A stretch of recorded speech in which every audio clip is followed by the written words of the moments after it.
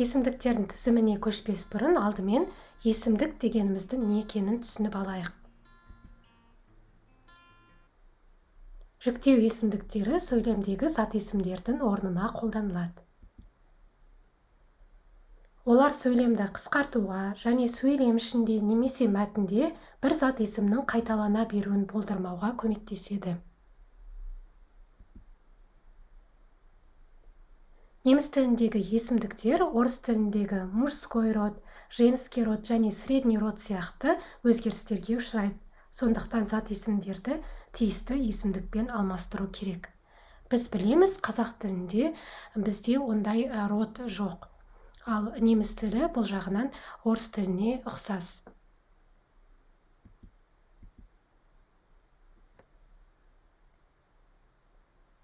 Жүктеу есімдіктерін қолданғанда ескеретін тағы бірнеше нәрсе бар. Ең алдымен кім туралы айтып жатқаныңызды білуіңіз керек. Өзім туралы айтқанда мен бірінші жақты қолданамын. Ал басқа адаммен сөйлескенде ол адам екінші жақ болады. Ал басқа бір үшінші адам туралы айтқанда ол үшінші жақ болады. Тағы бір ескеретін жайт ол зат есімдердің және оларға сәйкес есімдіктердің жекеше немесе көпше түрде болуы. Есімдікті таңдау осы факторларға байланысты. Сонымен қатар есімдіктер тек адамдар үшін ғана емес, заттар үшін де қолданылады. Енді бірінші жақтағы есімдіктердің алғашқы тобын қарастырайық. Жекеше түрде біз их, ал көпше түрде вир есімдігін қолданамыз. Их ол мен, вир біз.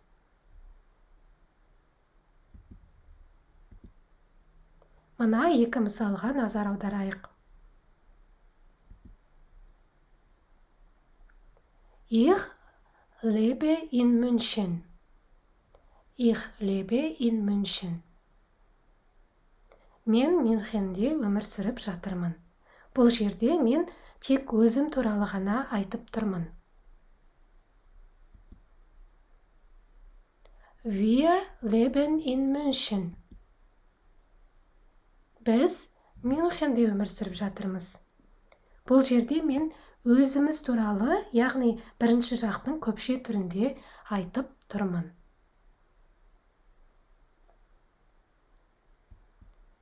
Тағы бір мысалға назар аударайық. Ich және wir есімдіктерінің қолданылуына жақсылап назар аударыңыз. Ich heiße Felix. Ich komme aus Deutschland. Ich habe eine Frau. Wir wohnen in Hamburg. Менің атым Феликс. Мен Германияданмын. Менің әйелім бар. Біз Хамбургте тұрып жатырмыз. Феликс өзі туралы айтқанда их есімдігін қолданып тұр.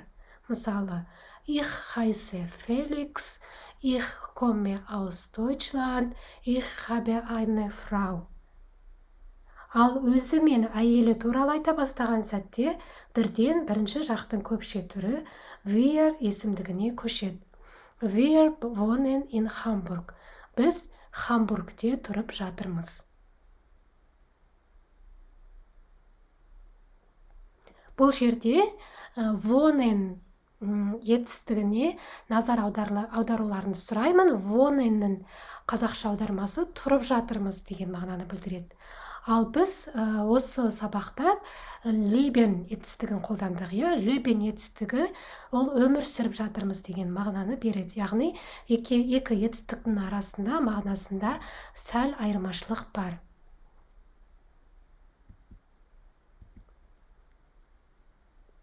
Енді екінші жақтағы жүктеу есімдіктеріне көшейік.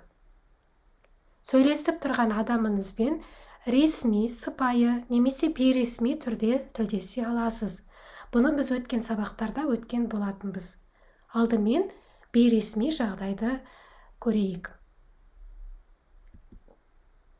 Жекеше түрде, яғни бір ғана адаммен сөйлескенде біз ду есімдігін, ал көпше түрде, яғни бірнеше адамға қарата айтқанда, ear есімдігін қолданамыз. Du ол сен деген сөздің немісшесі, ear сендер.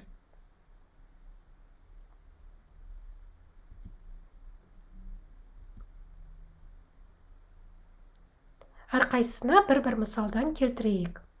Моника, wo lebst du? Моника, сен қайда өмір сүріп жатырсың? Моника бір ғана адам, сондықтан біз du есімдігін қолданамыз. Frank und Anna, wo lebt ihr? Франк пен Анна, сендер қайда өмір сүріп жатырсыңдар? Бұл жерде біз екі адаммен сөйлесіп тұрмыз, сондықтан көпше түрдегі ear есімдігін қолданамыз.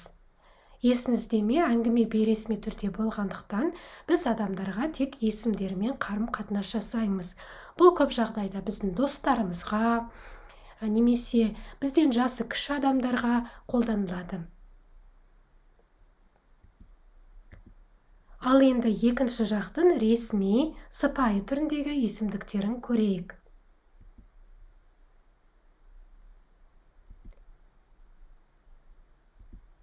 Жекеше түрде, яғни бір адаммен сөйлескенде де, көпше түрде, яғни бірнеше адаммен сыпайы сөйлескенде де, біз зи есімдігін қолданамыз.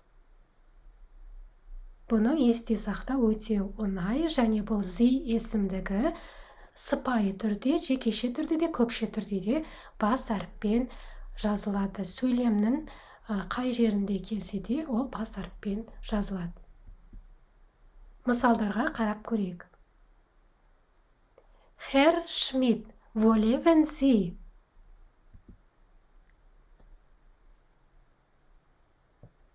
Шмидт мырза, сіз қайда өмір сүріп жатырсыз? Ал бірнеше адаммен сөйлескенде, Herr und Frau Schmidt, wo leben Sie? Шмидт мырза мен Шмидт ханым, сіздер қайда өмір сүріп жатырсыздар? Есіңізде болсын, зи есімдігі сөйлемнің қай жерінде тұрғанына қарамастан, әрқашан үлкен с әрпімен жазылады. Сыпайы түрде, жекеше түрде болса да, көпше түрде болса да, үлкен әріппен жазылады.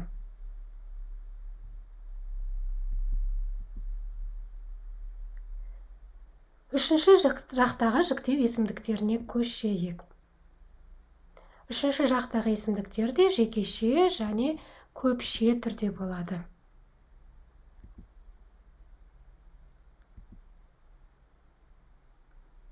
Сондай-ақ олар орыс тіліндегі сияқты родқа бөлінеді жекеше түрде. Мужской род, оны неміс тілінде маскулин деп айтады. Мужской родты ол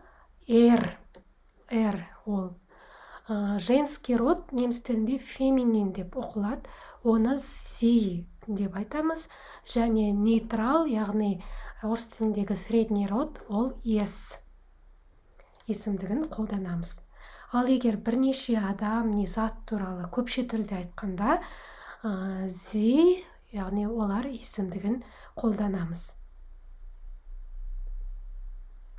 Қазір мысалдарды қарастырып көрейік, сол кезде түсініктірек болады.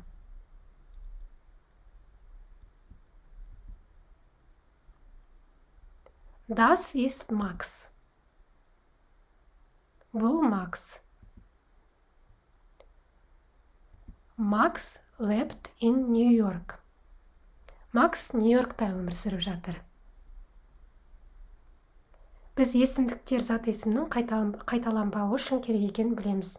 Сондықтан Макс есімін есімдігімен алмастырамыз.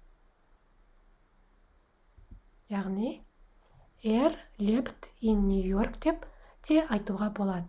Das ist Max, lebt in New York. Ол Нью-Йоркта өмір сүріп жатыр. мына жердегі сияқты Максты қайталамай, оны есімдігімен ауыстыруға болады. бұл үшінші жақтағы неміс тіліндегі мужской родтың тағы есімдік Оны маскулин форма деп те айтады. Келесі мысалға назар аударайық. Das ist Luisa. Өздеріңіз байқап отырған шығарсыздар, бұл неміс тіліндегі женский родқа мысал. Бұл Luisa. Luisa lebt in London. Luisa Лондонда өмір сүріп жатыр. Немесе біз есімдікпен ауыстырамыз Луизаны. Sie lebt in London. Ол Лондонда өмір сүріп жатыр. Бұл sie есімдігі тек сөйлемнің басында келгендіктен ғана үлкен әріппен жазылып тұр. Ал басқа уақытта кіші әріппен жазамыз үшінші жақтағы феминин форманы. Sie. Яғни, das ist Luisa, sie lebt in London деп айтуымызға болады. Луизаны қайталамай, есімдікті қолдану арқылы.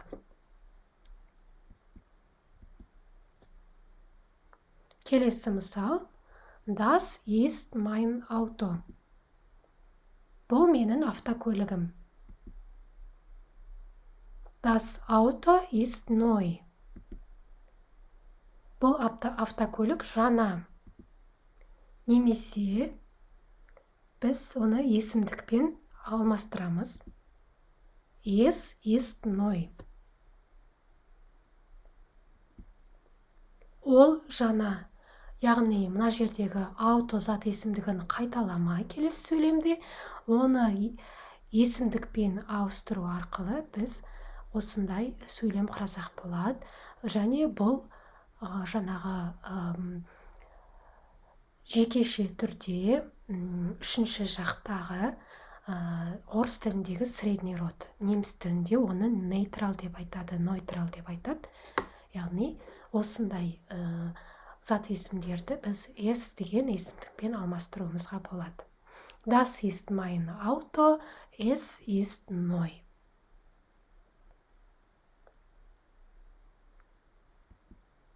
Енді көпше түрдегі мысалға қарайық. Das sind Tim und Sophie. Бұл Тим мен София. Tim und Sophie leben in Rom. Тим мен София Римде өмір сүріп жатыр. Яғни біз бұл жерде мына Тим мен Софияды қайтадан қайталап тұрмыз, зат есімді қайтадан қайталап тұрмыз. Ал есімдікті қолдану арқылы біз оларды алмастырсақ болады. Солай қайталануын болдырмауға болады.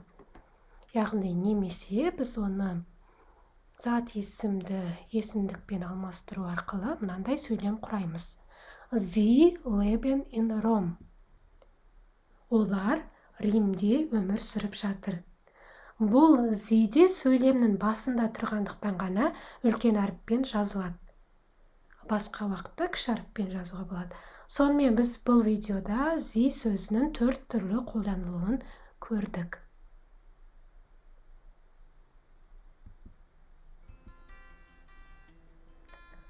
Енді жаңа ғана үйренген жіктеу есімдіктерін қорытындылайық. Есімдіктер бірінші, екінші немесе үшінші жақта, сондай-ақ жекеше немесе көпше түрде болатынын ұмытпаңыздар. Бірінші жақ, жекеше түрде өзіңіз туралы айтқанда их есімдігін қолданасыз. Ал көпше түрде wir болады. Бұл өзіңіз және отбасыңыз, достарыңыз немесе әріптестеріңіз туралы айтқанда қолданылады. Екінші жақ ресми және бейресми болып бөлінеді. Бейресми жекеше түрде do есімдігін қолданамыз, ал көпше түрде er қолданылады. Екі жағдайда да адамдарды есіммен атаймыз. Ал ресми түрде зи есімдігін қолданамыз. Ол жекеше түрде және көпше түрде де қолданылады, және ол сөйлемде қай орында тұрса да бас әріппен жазылады. Үшінші жақ, жекеше түрде маскулин формасы ол орыс тіліндегі мужской род. Феминин формасы зи, ал нейтрал формасында с есімдігі қолданылады. Көпше түрде зи есімдігі қолданылады.